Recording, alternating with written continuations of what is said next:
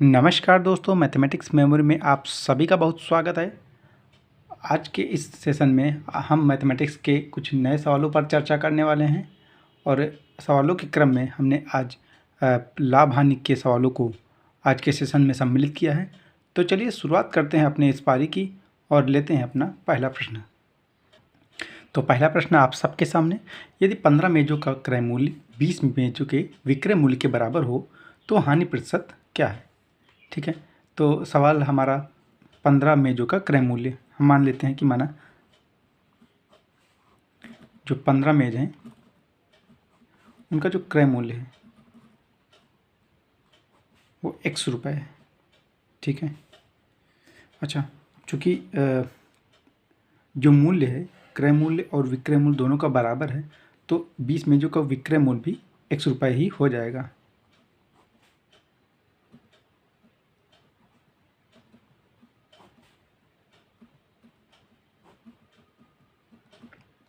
ठीक है, यहाँ तक तो आपको कोई दिक्कत होनी नहीं चाहिए और यहाँ तक मेरे हिसाब से सभी लोग कर सकते हैं क्योंकि ये चीज़ क्वेश्चन में ही गिवन है, क्वेश्चन में ही दिया गया है।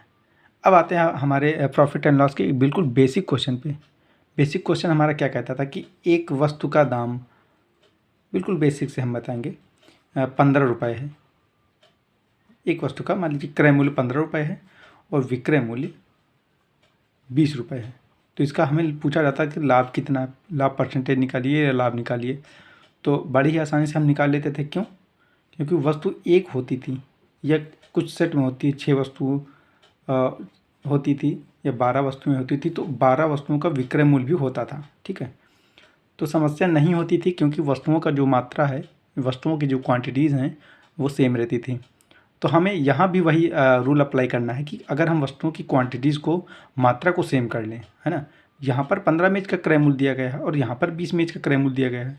अगर हम इन दोनों की मात्राओं को बराबर कर लें तो फिर हम अपने जो इनके रुपए हैं, इनके जो मूल्य हैं, उनका डिफरेंस निकालेंगे और उसके बाद हम आसानी से इसका परसेंटेज निकाल सकते हैं। तो बराबर करते हैं इसकी, इनकी मात्राओं को। तो मेरे हिसाब से ये 60 आना चाहिए, इन दोनों का जो एलसीएम है 60 आना चाहिए। तो 15 को 60 बनाने के लिए हम करेंगे 4 से गुणा, क्योंकि 15 चौके होता है 60, और 20 को 60 बनाने के लिए हम करते हैं 3 से गुणा।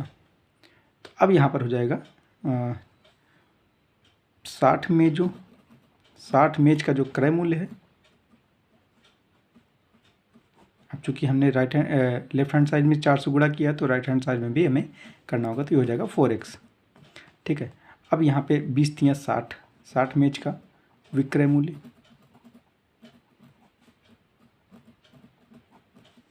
ये भी आपका हो जाएगा कितना, क्योंकि हमने 3 से मल्टीप्लाई किया है LHS में, तो RHS में भी हम 3 से मल्टीप्लाई करेंगे। अब इसको हम आपस में घटा लेते हैं। विक्रय मूल्य से क्रय मूल्य को जब हम लोग घटाएंगे तो जो हमें चूँकि विक्रय मूल्य छोटा है और क्रय मूल्य बड़ा है तो हमें हानि ही प्राप्त होने वाली है। कोई भी चीज़ अगर हम कम ज़्यादा में खरीदते हैं और कम में बेचते हैं तो हमें हानि ही प्राप्त होती है। अगर इनका दोनों का डिफरेंस लेंगे तो x आएगा, है ना। 4x में से 3x घटाएंगे, x आने वाला है, तो ये x रुपये आया हमारा। ठीक है, अब इसका निकालना हमें परसेंटेज यानी कि प्रतिशत निकालना हमें। तो हानि परसेंट, दोस्तों आप सबको पता है कि हानि परसेंट हो या लाभ परसेंट हो, दोनों का जो मूल्य निर्धारण है, दोनों का जो परसेंटेज निकालना है वो हम हमेशा क्रय मूल्य पर ही निकालते हैं। तो ये हो जाएगा क्रय मूल्य हानि बटे क्रय मूल्य इंटू 100। ठीक है, एक्स हमने निकाला। अब क्रय मूल्य हमारा क्या है? क्रय मूल्य अब ये नहीं लेंगे हम, क्रय मूल्य हम लेंगे नया वाला। ठीक है, क्योंकि हमने वस्तुओं की जो क्वांटिटीज़, मात्राएं हैं, वस्तुओं की जो मात्राएं हैं उनको हमने सेम कर दी है, तो एक नया क्रय मूल्य हमें प्राप्त हुआ 4x। अब हम उसी को लेके आगे बढ़ेंगे, 4x इंटू 100। ठीक है, x से x हम कैंसिल कर देंगे, ये हो जाएगा आपका 25, 25 चौके 100, यानी आपका जो आंसर होगा वो 25%। तो इस प्रश्न में आपका 25% हानि प्राप्त होगी, यानी कि ऑप्शन नंबर सी हमारा सही हो जाएगा। ठीक है, आई होप आप सबको समझ में आ गया होगा। छोटे क्वेश्चन से लेके मैंने आपको समझाया, बेसिक क्वेश्चन को उठाया है, क्योंकि क्वांटिटीज़ को हमें सेम करनी थी। डिफरेंट क्वांटिटीज़ में हम सवाल को नहीं कर सकते थे, क्योंकि वहाँ पर घटाना, अब यहाँ पे हम घटाते तो जीरो हो जाता, और चूँकि चीज़ें सेम नहीं हैं तो हम नहीं कह सकते कि इसका क्रय मूल्य इतना ही है पर्टिकुलर, ये हम कह नहीं सकते थे, या विक्रय मूल्य मैच का इतना ही है, हम नहीं कह सकते। जब तक हम वस्तुओं की मात्राओं को सेम ना कर लें तब तक सवाल को लगाना थोड़ा सा डिफिकल्ट होता है। तो इस बात का आप ध्यान रखें कि जब भी आपको ऐसे क्वेश्चंस मिले तो क्वांटिटीज़ को बराबर करने की कोशिश करें। ठीक है, बढ़ते हैं अपने नेक्स्ट क्वेश्चन पे। हमारा अगला क्वेश्चन भी सेम प्रोसेस पर आधारित है, सेम जो पिछली क्वेश्चन में हमने पढ़ा था उसी टाइप का क्वेश्चन है। तो 12 संतरे है ना, क्वेश्चन को पहले पढ़ लेते हैं। 12 संतरों का क्रय मूल्य 10 संतरों के विक्रय मूल्य के बराबर है, तो हानि प्रतिशत बताइए। ठीक है, तो 12 संतरे हैं और इनका जो क्रय मूल्य है वो हमने x माना, और 10 संतरों का क्रय मूल्य विक्रय मूल्य, चूँकि जो मूल्य है वो समान है तो x ही हो जाएगा, x रुपये दोनों का। और फिर से वही हमें करना है कि क्वांटिटीज़ को समान करना है। ठीक है, तो इन दोनों का हम चाहते हैं एलसीएम। तो कितना आएगा, आई होप 60 आना चाहिए। तो 12 को 60 बनाने के लिए हम क्या करेंगे, 5 से गुणा करेंगे, और 10 को 60 बनाने के लिए 6 से गुणा करेंगे। तो 60 संतरे क्रय मूल्य, 5 से x में भी गुणा होगा 5x, और 60 संतरे का जो विक्रय मूल्य है वो हो जाएगा 6x, 6 इंटू एक्स बराबर 6x। ठीक है, अब संतरे जो है इनकी क्वांटिटीज़ बराबर हो गई हैं। अब हम आसानी से जो वो यहाँ पे हाँ लाभ प्रतिशत होना चाहिए, क्योंकि जो विक्रय मूल्य है वो क्रय मूल्य से अधिक है, तो लाभ प्रतिशत हमें यहाँ पे निकालना होगा। तो अब हम देखते हैं कि जो विक्रय मूल्य है उसका जो मूल्य है वो क्रय मूल्य से अधिक है, तो जाहिर सी बात है हमें लाभ ही होने वाला है। तो दोनों का हम जब डिफरेंस निकालते हैं तो वो आता है x। ठीक है, अब चूँकि लाभ प्रतिशत निकालना है तो लाभ प्रतिशत हम निकालते हैं किस पे, हमेशा क्रय मूल्य पे निकालते हैं। तो ये हो जाएगा x, और हमारा क्रय मूल्य जो नया वाला है वो है 5x इंटू 100। x से x को हम लोग काट देंगे और 5 से 100 को काटेंगे, तो 20 पंचे 100, यानी कि जो लाभ प्रतिशत है वो हमारा 20% हो गया। यही हमारा आंसर हो जाएगा। ठीक है, तो आई होप पिछले क्वेश्चन में और इस क्वेश्चन में दोनों की बातों को समझ करके आप इस तरह के क्वेश्चन को आसानी से लगाने में समर्थ हो गए होंगे। और जो इसका आंसर आया वो बी ऑप्शन सही हो जाएगा। तो बढ़ते हैं अपने अगले क्वेश्चन की ओर। तो हमारा अगला क्वेश्चन जो है वो क्रय मूल्य और विक्रय मूल्य का अनुपात। अब क्रय मूल्य और विक्रय मूल्य का अनुपात दिया जा रहा है 5 और 4 का अनुपात, तो हानि प्रतिशत बताइए। ठीक है, तो यहाँ पे हम लिखते हैं बड़ी ही आसान भाषा में क्रय और मूल्य और विक्रय मूल्य, इनका जो अनुपात है वो 5:4 है। अब अनुपात को हम लोग भिन्न के रूप में लिखते हैं, क्रय मूल्य बटे विक्रय मूल्य बराबर 5/4।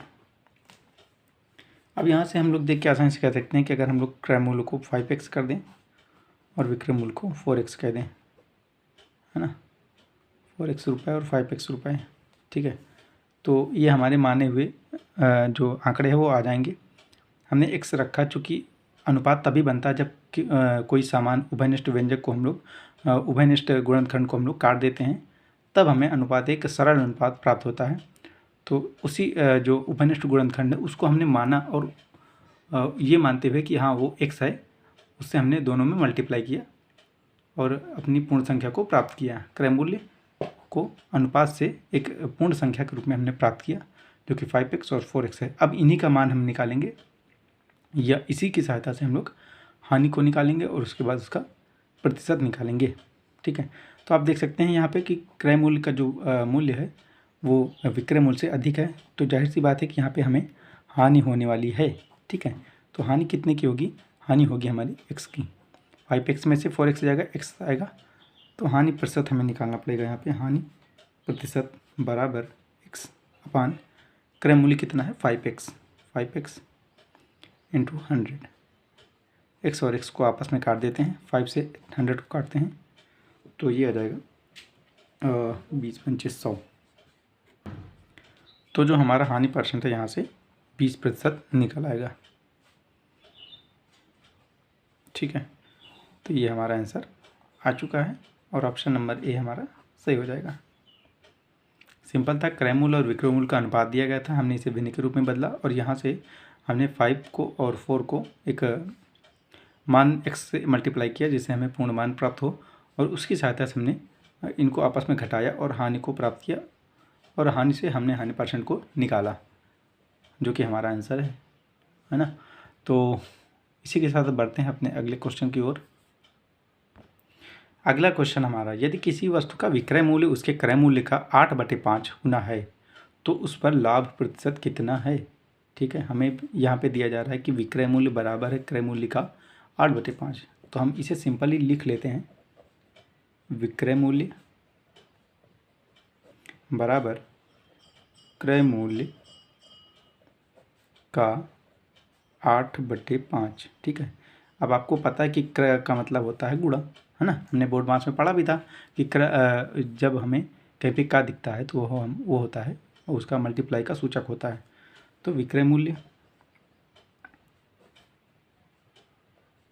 बराबर क्रय मूल्य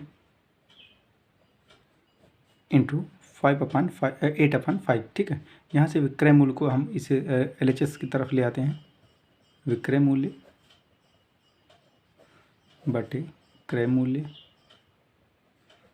बराबर हो जाएगा 8/5। ठीक है, अब हम यहाँ से देखते हैं कि 8 और 5 का अनुपात है यहाँ पे। यहाँ हम चाहें तो इसे 8x या 8x और 5x के रूप में लिखें, या हम डायरेक्टली इसे यहाँ ऐसे भी सॉल्व कर सकते हैं 8 और 5 मान करके। ठीक है, विक्रय मूल्य 8 है और क्रय मूल्य 5 है, यानी कि क्रय मूल्य का जो मान है वो कम है, तो हमें यहाँ पे लाभ होने वाला है। लाभ बराबर 8 यानी विक्रय मूल्य माइनस क्रय मूल्य, 8 - 5 बराबर 3। ठीक है, अब हमसे पूछा जा रहा है लाभ प्रतिशत, यानी कि लाभ का जो परसेंटेज है वो हम निकाल लेते हैं, ये होगा 3 बटे क्रय मूल्य 5 गुणे 100। 5 को काटते हैं 5 से 100 को काटते हैं, 20 पंचे 100, ये हो जाएगा 20 × 60, तो 60% हमारा लाभ प्रतिशत आंसर प्राप्त हो जाएगा। आई होप आप सबको समझ आ गया होगा। प्रॉफिट एंड लॉस के आज हमने जो सवाल लिए हैं कैसे लगे आपको कमेंट सेक्शन में हमें ज़रूर बताएं, और साथ ही अगर आपने अभी तक हमारे चैनल को सब्सक्राइब नहीं किया है तो प्लीज़ सब्सक्राइब कर लें, और अपने जो साथी हैं उनको भी आप प्रेरित करें कि मैथमेटिक्स मेमोरी एक प्लेटफॉर्म जहाँ पर मैथमेटिक्स के बेसिक रूल्स पर चर्चा होती है और ऐसे सवालों पर चर्चा होती है, खासकर जो एक बड़े लेवल के क्वेश्चन के आधार तैयार करते हैं। तो ज़रूर इसके लिए आप अपने साथियों को प्रेरित करें और मैथमेटिक्स मेमोरी से जुड़े रहें। लेते हैं अपना अगला क्वेश्चन। अगले क्वेश्चन के साथ हम आप सबके बीच हैं। तो ये क्वेश्चन कुछ मॉडरेट टाइप का है, कुछ कठिन है, लेकिन समझेंगे तो आसानी से आपको समझ में आ जाएगा। 44 वस्तुएं बेचकर किसी दुकानदार को 11 वस्तुओं के विक्रय मूल्य के बराबर लाभ प्राप्त होता है, तो उसका लाभ प्रतिशत बताइए। ठीक है, एक दुकानदार है जिसने 44 वस्तुएं बेची और उस दुकानदार को उन 44 वस्तुओं में से 11 वस्तुएं जो हैं उनकी विक्रय मूल्य के बराबर लाभ प्राप्त हुआ। तो पूछा जा रहा है कि उसका लाभ प्रतिशत क्या है। तो पहले हम एज इट इज जो क्वेश्चन में हमें कहा जा रहा है वो हम लिखते हैं, 44 वस्तुओं का विक्रय मूल्य हम यहाँ पे मान लेते हैं कि ए है। ठीक है, ए रुपये। क्या हम लिख सकते हैं यहाँ पे 44 को 4 × 11 लिख सकते हैं, 4 × 11 लिख सकते हैं, हाँ या ना, 11 और 4, 11 × 4 = 44, कोई दिक्कत नहीं। इतने का जो मूल्य है वो भी ए रुपये हो जाएगा। ठीक है, यहाँ तक आप सहमत हैं। अगर हम इस 4 को राइट हैंड साइड में ले आएँ, यानी 11 वस्तुओं का जो विक्रय मूल्य उसका प्राइस हम निकालें तो A/4 रुपये है ना। और अगर आप क्वेश्चन में देखें तो यही हमारा क्या हो जाएगा, लाभ हो जाएगा। 11 वस्तुओं का विक्रय मूल्य, हमने यहाँ पे 11 वस्तुओं का विक्रय मूल्य निकाला जो कि हम इसे लाभ के बराबर कर सकते हैं अकॉर्डिंग टू क्वेश्चन। ठीक है, ये लाभ हो गया। अब आप मुझे ये बताइए कि लाभ प्रतिशत निकालने के लिए हमें किन किन चीज़ों की ज़रूरत होती है। ठीक है, अगर हम लाभ प्रतिशत की बात करें तो ये होता है लाभ बटे क्रय मूल्य इंटू 100। अब 100 तो यूनिवर्सल में है, इसे हम उठा सकते हैं, लेकिन हमें लाभ और क्रय मूल्य तो चाहिए ही चाहिए, जिनमें से हमने लाभ को निकाल लिया है। ठीक है, क्रय मूल्य को हमें निकालना है, तभी हम लाभ परसेंट पर बात करेंगे, तभी हम लाभ परसेंट की जो अभीष्ट मूल्य है, वो अभीष्ट प्राइस है, वो हम प्राप्त कर सकते हैं। तो अगर विक्रय मूल्य है ये, विक्रय मूल्य से अगर हम लाभ को घटा दें, यानी कि जिस लाभ को जोड़ करके दुकानदार ने विक्रय मूल्य बनाया और उसे बेचा, उसी विक्रय मूल्य से अगर हम लाभ को घटा दें तो हमें क्रय मूल्य मिल जाएगा ना। हाँ, मिलना तो चाहिए भाई। क्रय मूल्य बराबर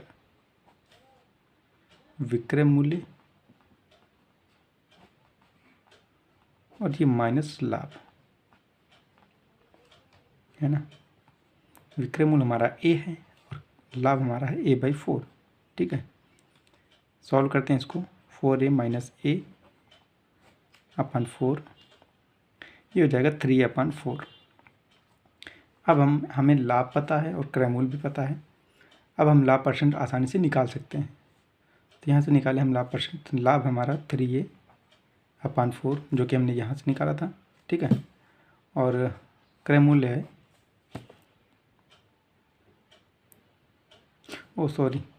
हमारा जो लाभ है वो A/4 है ना। तो A/4 अपन क्रय मूल्य हमने निकाला है 3A/4। ठीक है, इंटू 100। देखिए यहाँ पे आसानी से चीज़ें कट जाएंगी।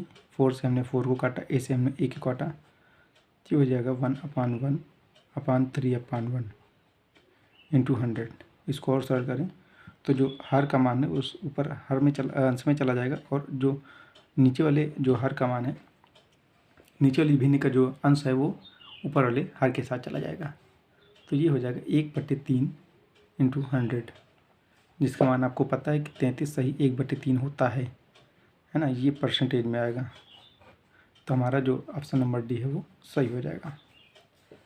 तो आई होप आप आज की ये क्वेश्चन लाभ हानि के प्रॉफिट एंड लॉस के क्वेश्चंस आपको बेहद अच्छी तरीके से समझ में आ गए होंगे। अगर ऐसा है तो आप चैनल को सब्सक्राइब करें और हमारी जो आज की वीडियो है उसको लाइक करें, और अपने जो प्यारे प्यारे दोस्त हैं उनके साथ शेयर करना ना भूलें।